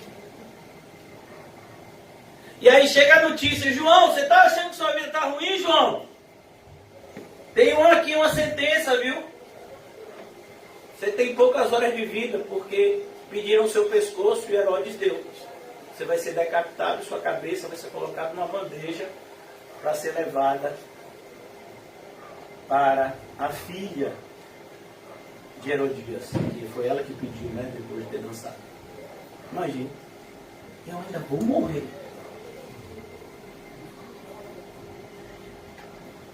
Quantos de nós não tem esse sentimento? Quem é crente? Porque tem alguns aqui que ser crente não tem custado nada, até porque não tem sido crente. Eu não vou apontar dedos aqui nessa manhã, né? Nem evidenciar pecados. Cada um se analise. Mas assim, aqueles que verdadeiramente entraram pela porta, que têm andado pelo caminho apertado, muitas vezes são tentados pelo diabo, como Jesus foi tentado. Será que vale a pena andar por esse caminho tão apertado? Será que o Senhor sabedoria segundo o mundo não está certo? O importante é a gente ter uma moralidade, é a gente ser pessoas, né, civilizadas, e aí tudo vai dar certo. Mas ficar com esse radicalismo de uma mensagem de cruz, de santificação, isso só tem trazido prejuízo para a minha vida. As pessoas se afastam de mim. As pessoas que eu gosto se afastam de mim. O dinheiro se afasta de mim. Será que vale a pena? Antes de você balançar a sua cabeça, você tem que pensar se você de fato tem feito essa escolha. Porque é isso, irmão. Evangelho não é brincadeira. Evangelho é coisa séria. Olha, irmãos, eu não sei se vocês já presenciaram Mas existem procedimentos cirúrgicos que são extremamente complexos. Existem cirurgias que duram cerca de 7 a 10 horas. Principalmente se for cirurgia no coração, cirurgia, né, na cabeça, que são áreas muito complexas, vascularizadas. O cirurgião tem que ter muito cuidado para tirar e colocar tudo no lugar, costurar. Essas cirurgias às vezes duram 10 horas. Vários profissionais inseridos ali. E todos eles na seriedade, na convicção do seu dever. Tentar salvar aquele paciente. Aí a gente está falando aqui da única mensagem que tira a pessoa da condenação, da eternidade no inferno e leva a pessoa para viver a sua eternidade no céu. E você acha que isso é brincadeira? Aí talvez você diga, pastor, era bom, né, se a gente tivesse assim, uma pessoa que foi no inferno, para poder dizer para a gente, né, como é que é lá no inferno. Pô, você nunca leu a Bíblia não, foi? Porque na Bíblia diz uma pessoa que está no inferno. Lucas 16. Você sabe como é o inferno. Você vai passar a eternidade inteira lá. Se você não é um cristão de verdade. E não se engane com a heresia católica do purgatório. Porque o purgatório não existe. A Igreja Católica, em um determinado momento, ela percebeu que a maioria esmagadora dos católicos estava indo para o inferno. E aí o que foi que ele fez? Desse jeito não vai dar, a gente vai perder o poder. Então a gente tem que manter as pessoas na igreja. E a única forma de manter as pessoas na igreja é dizendo que elas vão para o céu. Mas elas mesmas sabem que não vão para o céu pela vida que elas vivem. E aí então surge essa ideia genial do purgatório. Que é o purgatório. O purgatório é um lugar onde aqueles que nem vão para o inferno, nem podem ainda ir para o céu, porque estão cheios de pecados que não se arrependeram. Então eles vão para esse lugar de sofrimento chamado purgatório. O nome purgar significa pagar. Onde eles supostamente estão pagando pelos pecados que não foram arrependidos e confessados, e por isso eles não merecem ainda o céu. Então eles passam aquele tempo lá no purgatório, que pode ser milhares de anos. Mas em algum momento eles vão para o céu. E se você pagar missa para ele, diminui o tempo de purgatório, sabia? Do seu ente querido, você pode interceder pelos mortos. Essa é uma heresia que o catolicismo ensina. Você faz missa de 7 dias, missa de 30 dias, missa de 1 ano. Então, seu parente quer passar 10 mil anos no purgatório. Aí cada missa dessa está tirando 100 anos do purgatório. E se você comprar uma indulgência na Igreja Católica, aí pronto, aí é capaz de ir do purgatório direto para o céu, não passar mais nenhum dia lá. Aí ele vai te agradecer muito quando vocês se encontrarem nesse suposto céu católico, que não existe. Mas a gente não quer discutir essas ideias sérias a respeito da eternidade. A gente quer coisas como: Deus vai te ajudar a conseguir o que você quer essa semana. É isso que você queria que eu te dissesse, eu tenho certeza disso. Você queria que eu te dissesse: você está com uma dor de dente, de cabeça, no pé? Espera aí que eu vou orar e Deus vai fazer você sair daqui curado, viu? Deus vai abençoar seu emprego, Deus vai abençoar seu salário, Deus vai abençoar sua família. E para parafrasear Silas Malafaia, Deus vai abençoar o presidente da República, que é um exemplo de ser humano. Não é isso que a gente gostaria de ouvir? Mas a Bíblia diz: existe céu, existe inferno. E a minha pergunta é: você está indo para onde? E cuidado, viu? Porque uma das armas do diabo, eu já vou fechar aqui, eles que vão servir ao Senhor, levando os elementos da ceia até os irmãos, podem fazê-lo. Mas eu queria que você parasse para pensar que uma das armas, o diabo tem muitas armas, e a gente viu aqui sexta-feira, e uma das armas mais destruidoras mais eficazes que Satanás tem usado dentro da igreja é a procrastinação. Satanás, ele sabe, conta-se uma história, é um conto cristão. O que é um conto cristão? É uma história que não é verdadeira, mas que tem um princípio bíblico por detrás. E a história seria o seguinte. Obrigado, meu filho. E a história seria o seguinte. Satanás estava lá impactado porque estava com receio das pessoas começarem a acreditar em Cristo e abandonarem os seus ídolos. E aí Satanás fez uma reunião com todos os seus demônios assim, do mais poderoso ao menos, e ele perguntou: eu quero ideias. Como é que a gente vai continuar enganando o povo? Porque o Filho de Deus desceu ao mundo. Obrigado. Trouxe aquela mensagem poderosa. Como é que a gente vai continuar enganando o povo? Obrigado.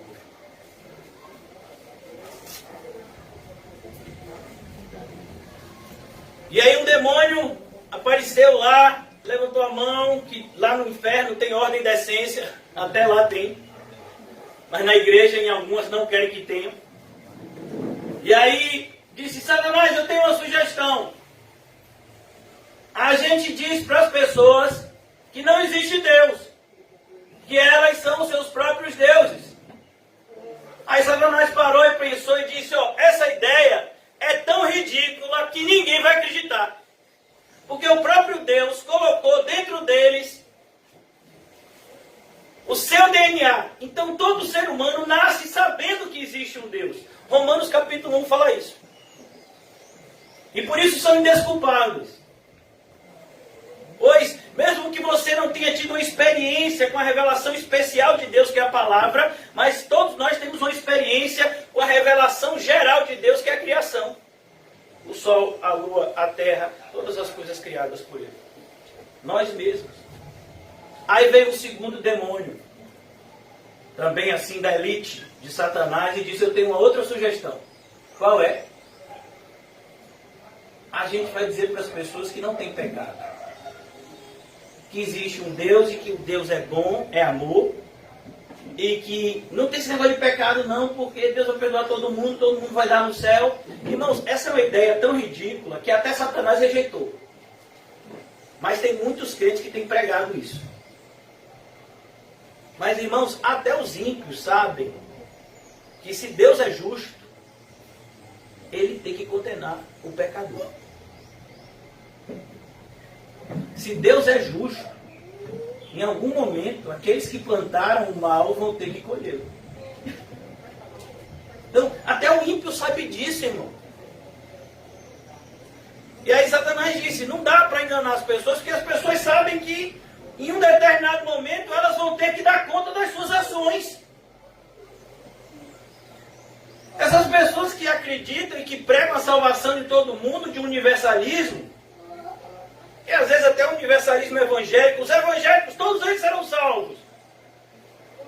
Essa pessoa, irmãos, ela tem uma fé menor do que a dos diabos.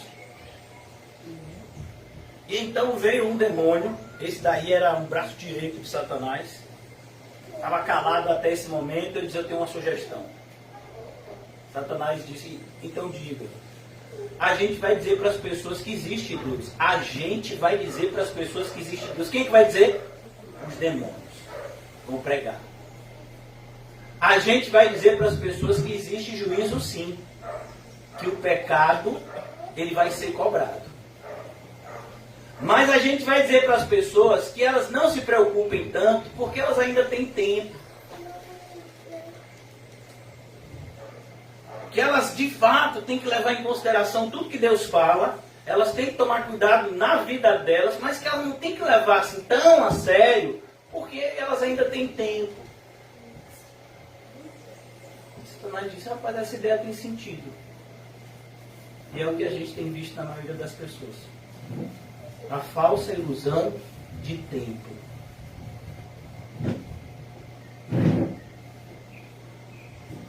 Olha, irmãos, eu fiz uma pesquisa recentemente e preguei até com esses dados de uma organização falando da estatística de quantas pessoas morrem por dia. Um número muito grande. No mundo inteiro. Morrem milhares de pessoas todos os dias. Milhares de pessoas como nós. Acordaram de manhã e disseram, não, hoje é domingo, hoje eu vou para a igreja, na volta eu vou almoçar com minha família, e depois eu vou fazer isso e aquilo, mas eu tenho que dormir cedo, porque segunda eu vou trabalhar. Ou então tem gente que diz, graças a Deus, é feriadão, e esse domingo eu vou ficar até tarde assistindo um Fantárdido. Fez os seus planos. Mas tem muitos que não vão chegar até o final do dia. Hoje, uma das coisas mais estarrecedoras para mim essa semana, como pastor, eu necessariamente preciso estar bem informado, para não estar falando bobagem. Existe uma católica num país na América Latina, se eu não me engano é a Colômbia ou a Bolívia. É um país que é católico na sua grande maioria. A maioria, 90% da população é católica. Esse papai saiu ontem ou anteontem. E essa mulher, ela ganhou o direito na Suprema Corte do país dela de tirar sua vida. Ela tem uma enfermidade chamada de ELA. É uma enfermidade que a pessoa o músculo começa a enfraquecer e depois a pessoa para de respirar e morre. Né? Mas o tempo que isso demora varia de pessoa para pessoa. E essa mulher, ela conseguiu na Suprema Corte o direito de tirar sua própria vida, né, sob a supervisão de médicos. É o que a gente chama de eutanásia. E ela disse que é católica. Inclusive os próprios padres católicos tentaram convencê-la, mas os argumentos que eles usaram são assustadores. Nenhum bíblico. E essa mulher, ela disse que tem certeza que vai para o céu. Ela tem um filho, o filho diz que ama muito a mãe e que quer ver a mãe feliz, queria muito a companhia da mãe. Você vê, uma mulher dessa nem pensa no filho. Né? E ela disse que o argumento dela é, o meu Deus, essas são palavras dela, uma entrevista que ela concedeu. O meu Deus não quer que eu sofra. Como assim? Mas Deus enviou o filho dele para sofrer. Mas assim, do ponto de vista dela, o meu Deus não quer que eu sofra. E se eu estou sofrendo aqui, Deus não está feliz, porque eu não estou feliz. Meu Deus me quer feliz. Então eu tenho certeza que quando eu morrer, quando eu fechar os olhos, não vai ser o fim, eu vou para um lugar muito bom. Não, ela não vai. Se eu não me engano, a execução, a eutanásia, porque foi ela que pediu, está agendada para hoje. Ia ser no dia 31 e ela pediu para antecipar. Até os católicos estavam tentando mudar ela de ideia, mas ela estava convicta nisso. Essa mulher, ela vai chegar no hospital, ela vai tomar a injeção lá, líquido, que vai fazer ela morrer sem sentir dor. 1 segundo de morte, ela vai acordar no inferno. E ela vai perceber que a sua enfermidade era maravilhosa, se comparado com aquele lugar que ela vai passar a eternidade. Por que eu estou falando isso, irmãos? Porque a heresia que está crescendo dentro do seu coração vai tornar você igual essa mulher daqui a pouco. Se não tiver alguém que pode, as raízes, as coisas ruins que estão crescendo ao seu redor, mais cedo ou mais tarde você vai se tornar igual essa mulher. Deus quer que eu seja feliz, então se eu estou sofrendo, não é isso que Deus quer, eu quero fazer um caminho onde eu seja feliz. Independente de qual seja.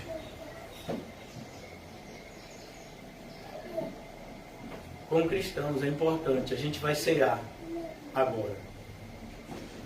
A ceia fala, quando o apóstolo Paulo fala desse momento tão lindo, o apóstolo Paulo está falando uma linguagem de repreensão.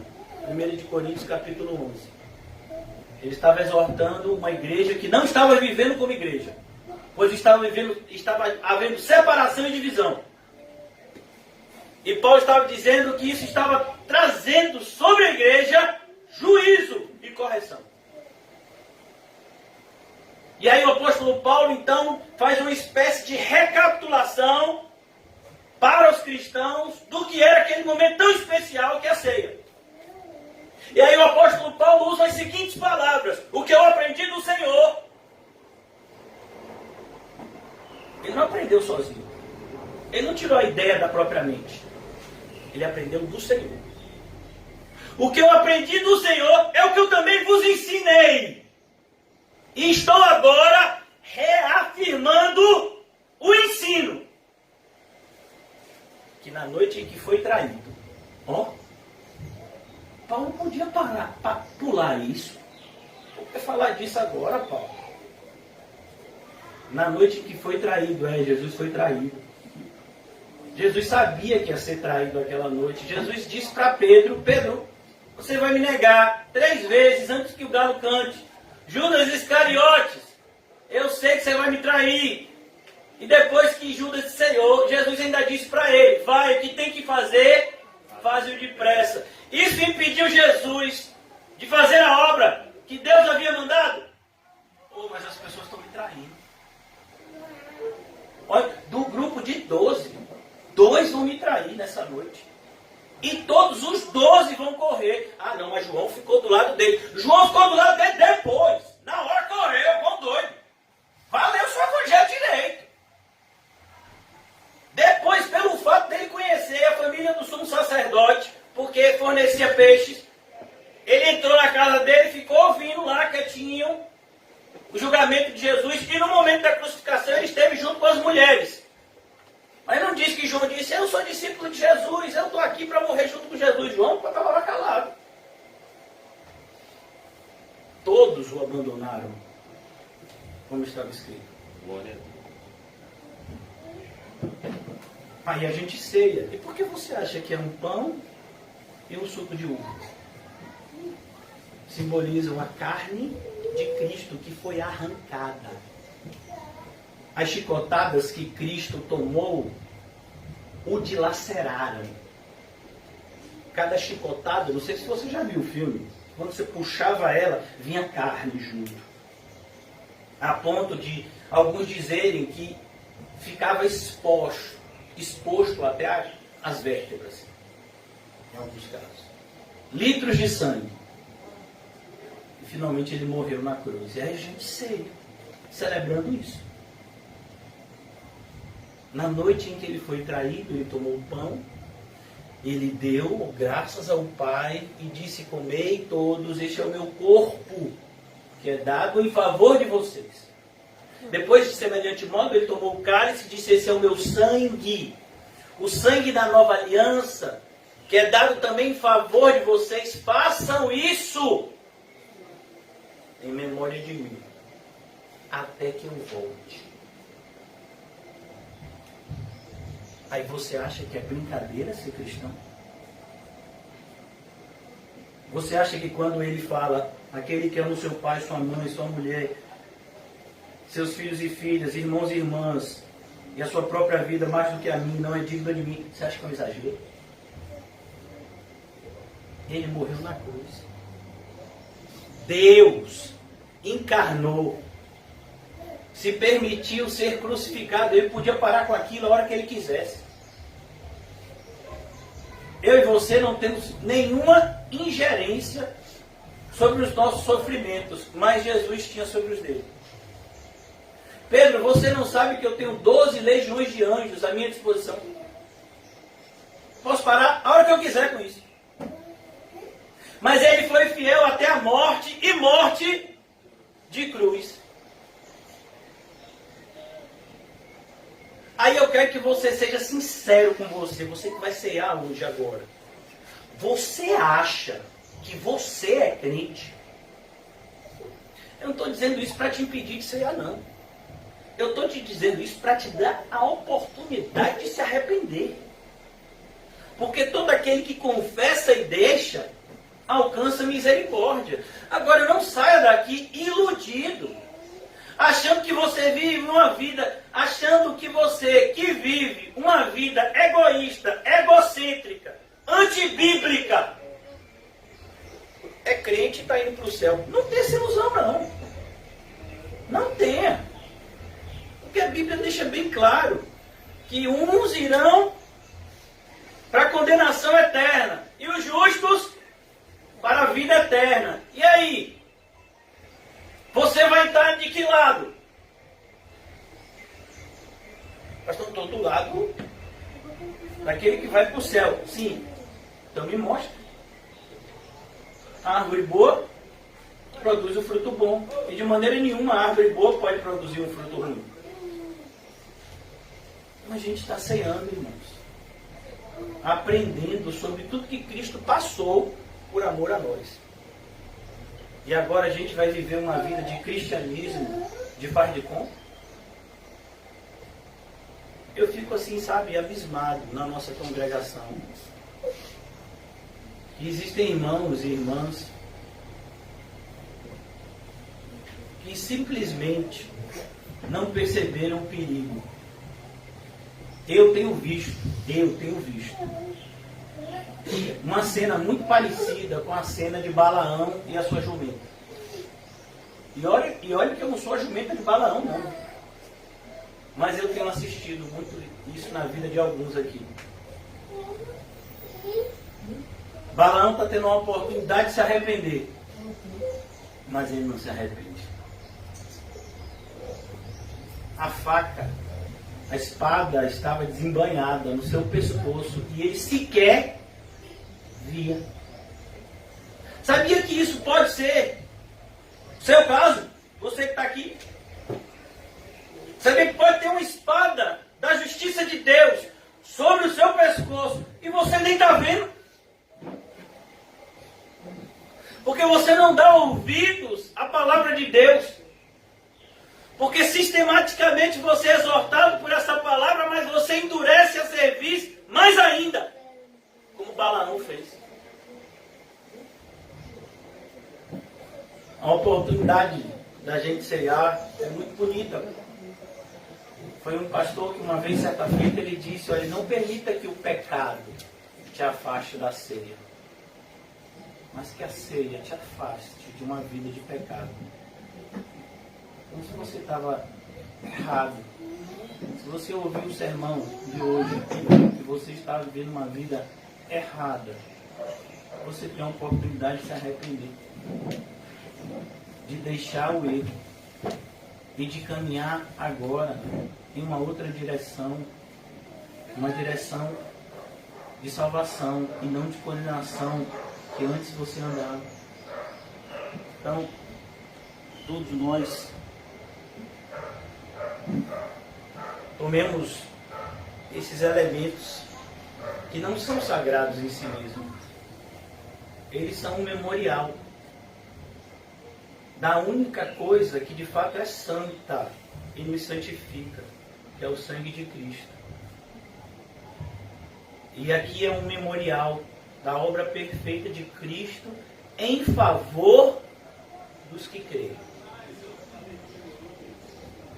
Que nós sejamos contados como estes que creem. Comamos e bebamos para a glória de Deus.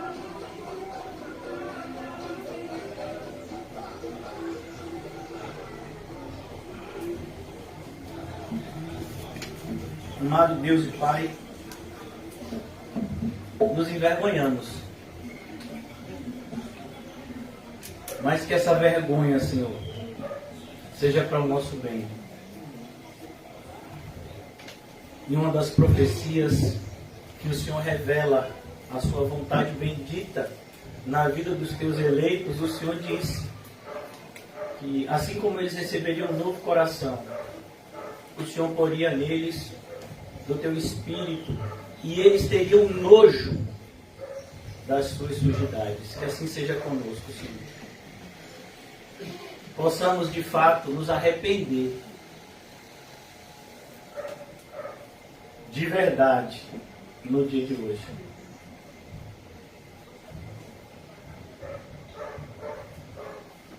Não haja nenhum tipo de engano nas nossas vidas, Senhor. mas que a tua verdade nos conquiste de forma definitiva e que no nosso relacionamento com a verdade sejamos salvos e tenhamos a nossa salvação evidenciada. Ó Deus, eu te peço, Senhor Jesus, toma conta da nossa pequena congregação. Não permita, Senhor, que os constantes ataques do maligno tenham êxito em dispersar o teu povo.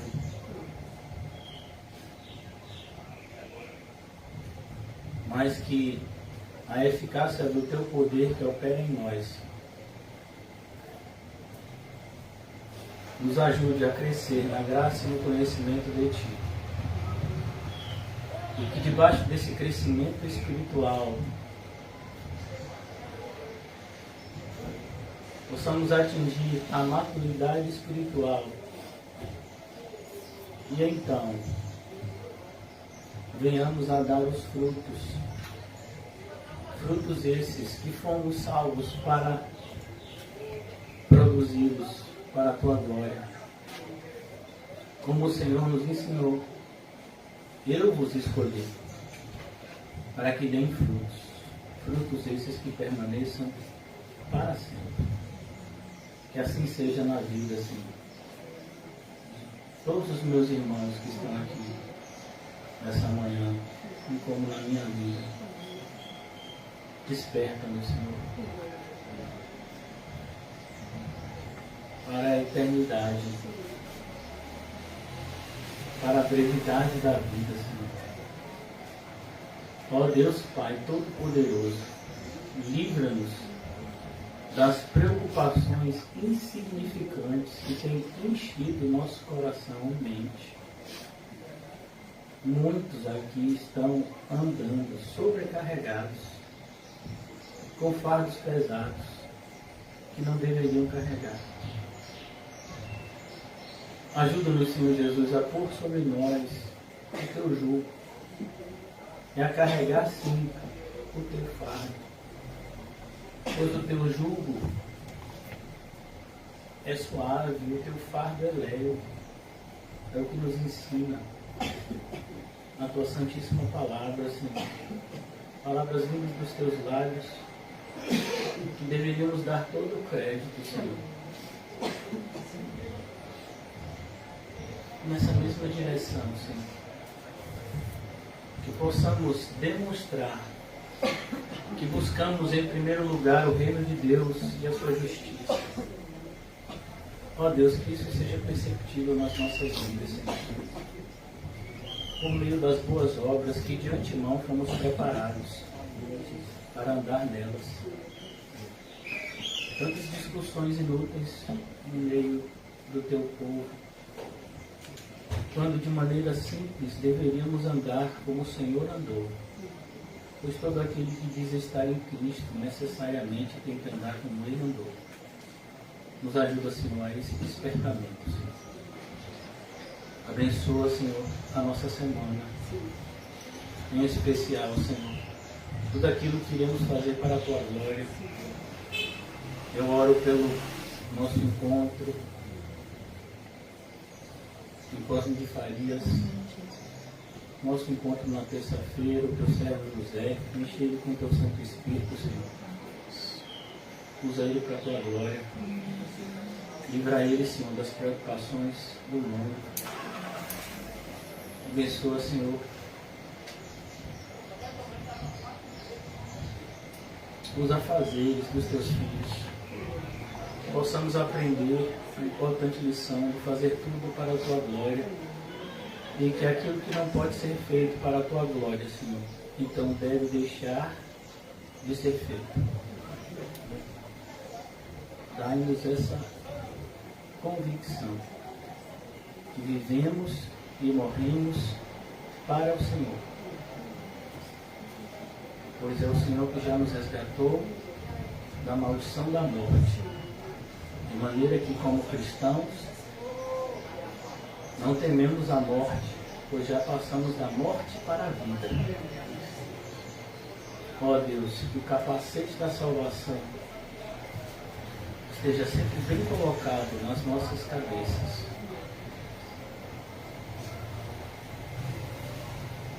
Para que, como bons soldados de Cristo, venhamos a combater o bom combate da fé, demonstrando,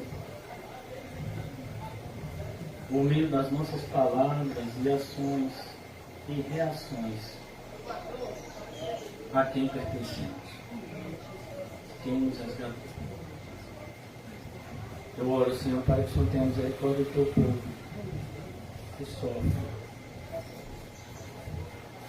aqueles que efetivamente sofrem um sofrimento para a tua glória. Tem misericórdia e os consola, para que a certeza da salvação seja crescente neles e os fortaleça a perseverar até o fim, pois são estes que serão salvos. Que nessa manhã, Senhor, possamos dar ouvido ao teu importante alerta que diz que por se multiplicar a maldade, o amor de quase todos se esfriaria. Ó Deus, como o Senhor deixou isso claro e bem avisado para nós. Mas aqueles que perseverarem até o fim, estes serão salvos. Que assim seja, Senhor, na vida de todos nós que estamos aqui nessa manhã e que cremos no teu santíssimo nome. Oramos assim em nome de Jesus, amém, e graças a Deus. Amém, irmãos? Apenas alguns avisos. Amanhã a gente vai fazer o nosso encontro no mesmo horário, mas o irmão José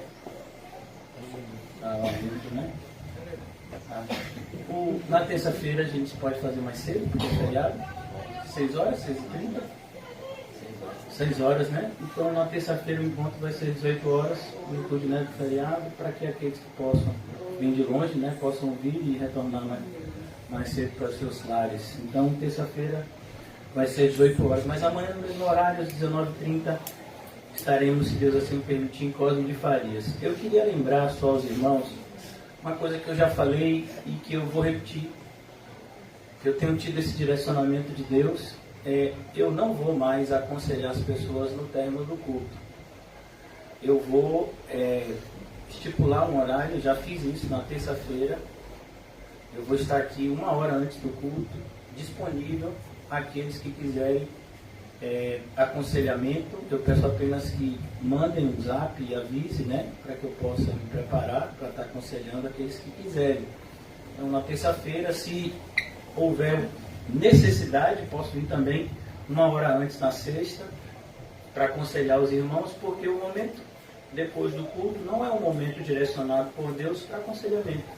É um momento de comunhão, é um momento de reflexão em relação a tudo aquilo que foi ouvido, né?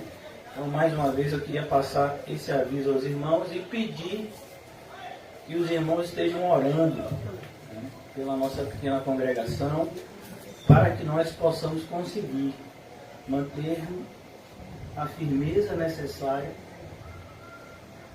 para completarmos o chamado de Deus nas nossas vidas. Amém?